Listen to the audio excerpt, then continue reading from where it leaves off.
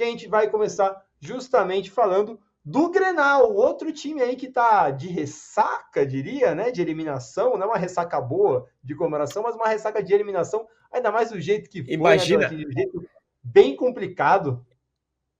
imagina como é que tá a cabeça do Valencia numa hora dessa. Imagina se ele Nossa. dormiu desde quarta-feira para cá. Rapaz, cada lance ali. Se eu fico lembrando dos lances e tentando, imagina o que tá na cabeça jogando aquela câmera em primeira pessoa, né? E você lembrando. Era aqui, era ali, era assim, era assado. Ah, difícil.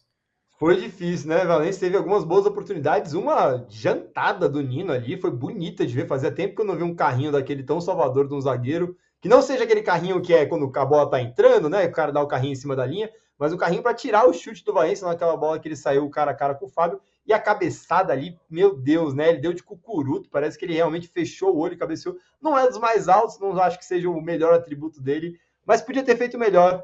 Vamos trazer aí na tela os números de Internacional e Grêmio, que temos Grenal para trazer. Você quer trazer esses números, Rafael Bellatini? Você que pesquisou eles, acho que faz sentido, né? Se trazer aqui para gente. Ah, vamos lá, vamos trazer tanto. Vamos lá. Aqui é legal, eu gosto do Grenal, porque o Grenal tem número, né? Esse vai ser o Grenal 440, e aí a gente fica sempre na. Né? É bom porque facilita para todo jornalista que tem que procurar os números, já tá, né? Já parte desse princípio aqui.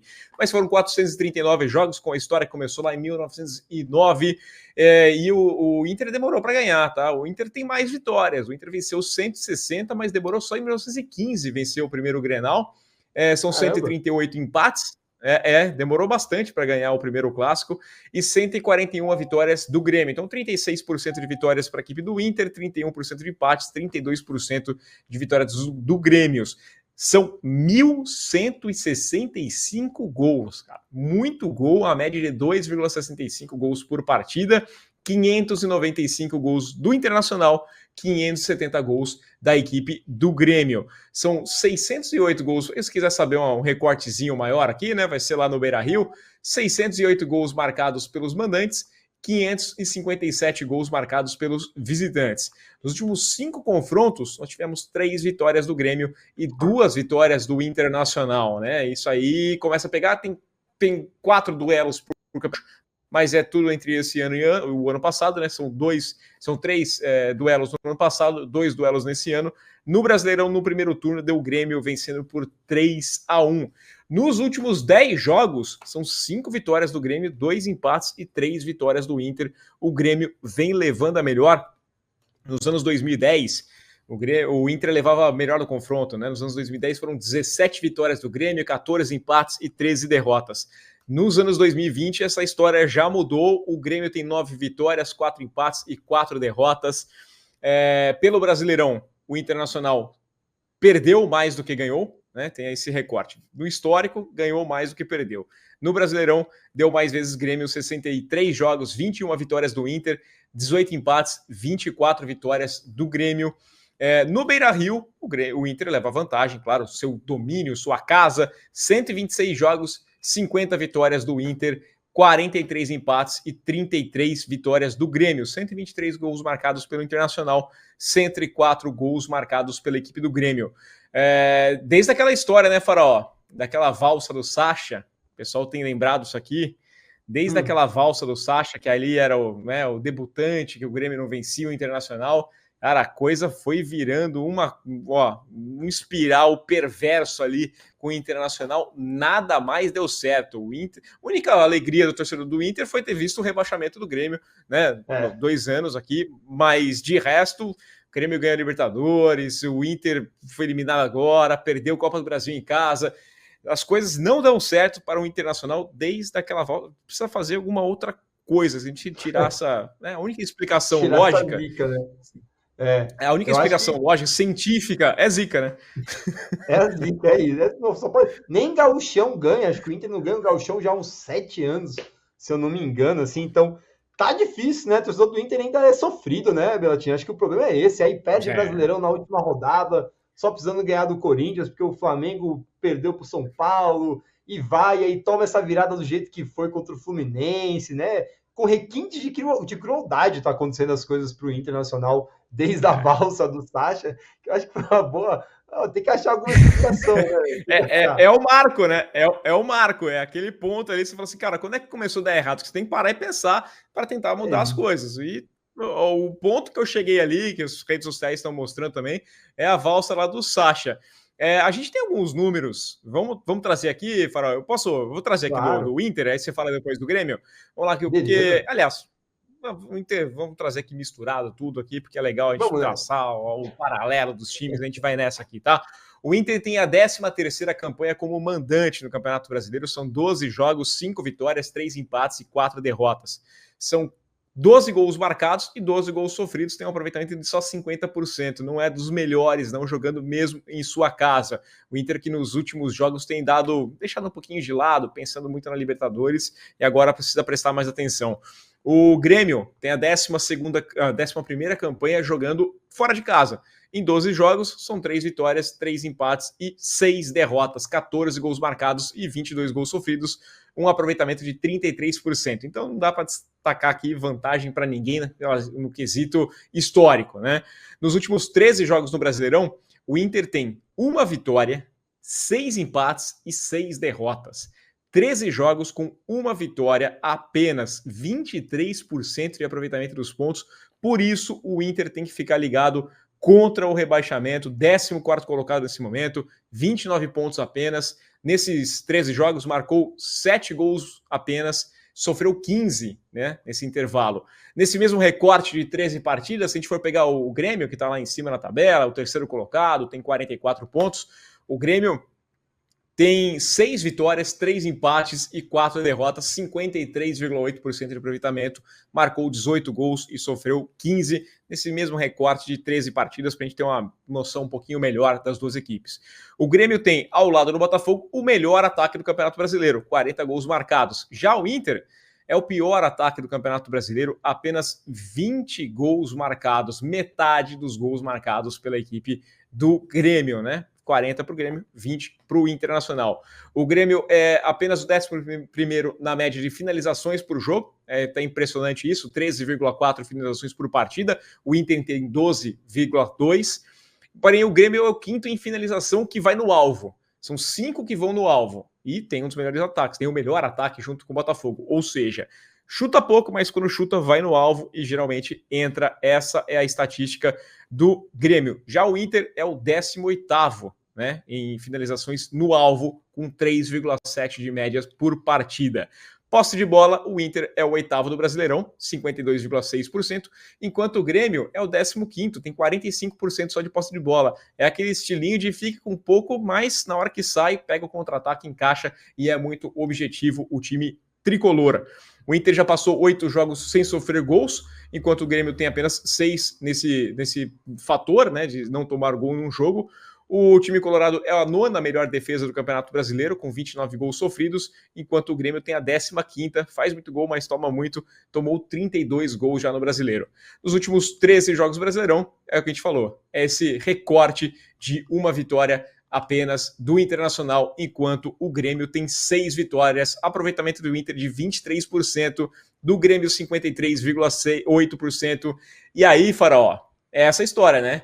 29 pontos, o Internacional, 3 pontos apenas na zona de rebaixamento, não pode bobear. O Grêmio, né, descansou a semana inteira, ficou olhando, deu aquela risadinha, né, de canto de boca, assim, foi eliminado, né? E agora tem a faca e o queijo na mão para pegar um time em situação e deixar o Inter em situação ainda mais complicada, né?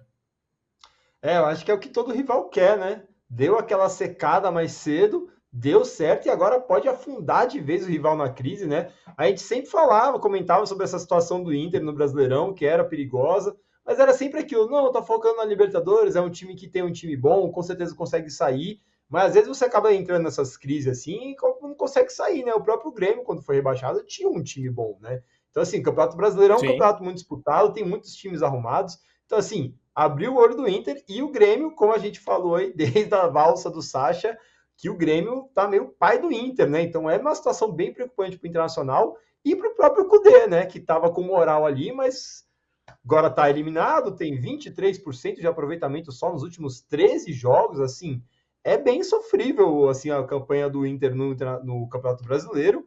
Vamos ver qual que vai ser a reação, porque é isso, né? Às vezes a equipe reage e fala, não, agora a gente vai para cima, porque vamos mostrar que não era para a gente ter perdido para nossa torcida, né? Em casa, um clássico. É um jogo que você entra muito motivado, mas pode estar pensando naquele jogo ainda, né? O problema é quando você entra um pouco desconcentrado, pensando ainda, putz, podíamos estar na final.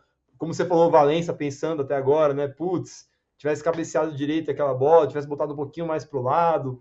Aproveitar das oportunidades, né? Uma coisa que não dá para falar do jogo aí é que o Inter teve bastante oportunidade para matar o jogo, acabou não conseguindo matar, e agora se vê numa situação complicadíssima. O Cudê, inclusive, se perde pro Grêmio aí, sei lá, né? Perde pro Grêmio. É sempre difícil uma derrota no Grenal para qualquer técnico. E não consegue engatar uma sequência boa. O Inter começa a talvez entrar na zona de rebaixamento. Eu não sei se o Cudê dura muito mais, não. O que só mostra que o Campeonato Brasileiro, o cenário brasileiro de modo geral para técnico é muito maluco. A nossa gangorra a gente traz isso, né? O Cudê poderia estar lá em cima, se tivesse na final da Libertadores, daqui a pouco tá lá embaixo com aproveitamento pífio, como diria Mauro César Pereira, nos últimos jogos. Um bom recorte de jogos, inclusive, que você fez aqui, são 13 jogos. Aproveitamento de 23% em 13 jogos. Não é nos últimos jogos, não. É quase um turno de campeonato com um aproveitamento muito ruim, até por isso está ali começando a passar bem perto e tem que tomar cuidado. Vai ter Goiás e Bahia aí se enfrentando, um deles pode ganhar, já complicar mais a vida do Inter. Muito difícil. Quero saber a opinião do chat. O Marcelo Pedrosa tá falando aqui alguns palpites. Falou: Corinthians e Flamengo vai dar empate, Grenal vai dar empate, Palmeiras e Santos, vitória do filho do Boca. Deixou para dar uma descartada no Palmeiras ainda. O bota empate também. Marcelo Cavalcante mandou dos saudações rubro-negras. O pessoal do Flamengo agora tá mais engraçado, né? Quando o Flamengo tava meio mal, o pessoal tava meio embaixo. Agora basta outros se darem mal também para ganhar aquela confiança. É isso. Não é só com a gente, né? Não é só com a gente que tá acontecendo tragédia. Então agora a torcida flamenguista tá empolgada, tô gostando de ver. Você automaticamente fica melhor no momento que o outro tá pior, porque aí a referência muda, né? Então aí, tipo assim, agora não sou eu o problema, o foco tá no outro. O Flamengo pode chegar a 6 pontos do Botafogo, então dá para sonhar. O Internacional, a questão é ter velocidade para mudar essa chavinha, para conseguir virar esse foco, né? Tirar a cabeça, foi quarta-feira o jogo, vai voltar para o mesmo estádio, com a mesma torcida, e aí tem aquele ponto, né, fala, começa a partida, sei lá, o Valência joga e perde um gol.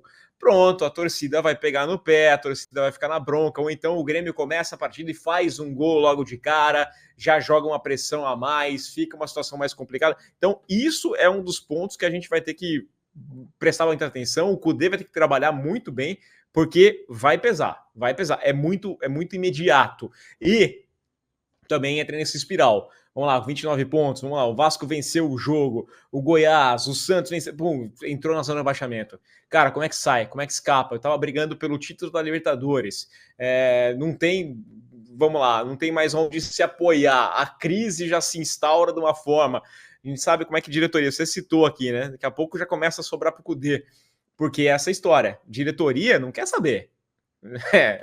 Ela não erra, né? Tava bom.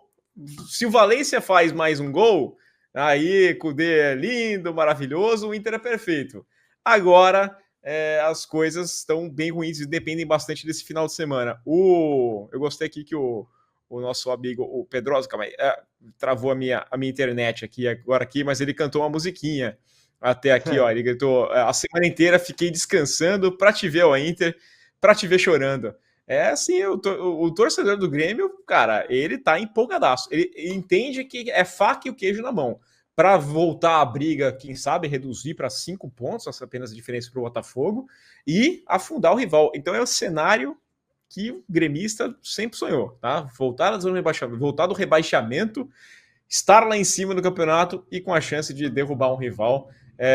Deixe os seus likes aí pra gente. Se você é torcedor do Inter, deixe o seu like pro seu time melhorar. Se você é torcedor do Grêmio, deixe o seu like pro seu rival, né? Tem um amigo meu gremista que fala que nem tem mais rival, procura esse rival. Isso a rivalidade é ótima, viu?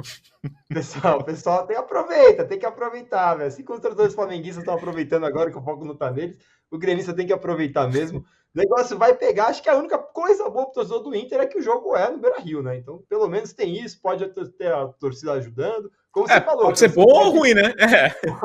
Pode sair pela culatra, mas é melhor do que se fosse na arena do Grêmio, que aí era certeza que era chabu pro Inter. Sempre ia ser difícil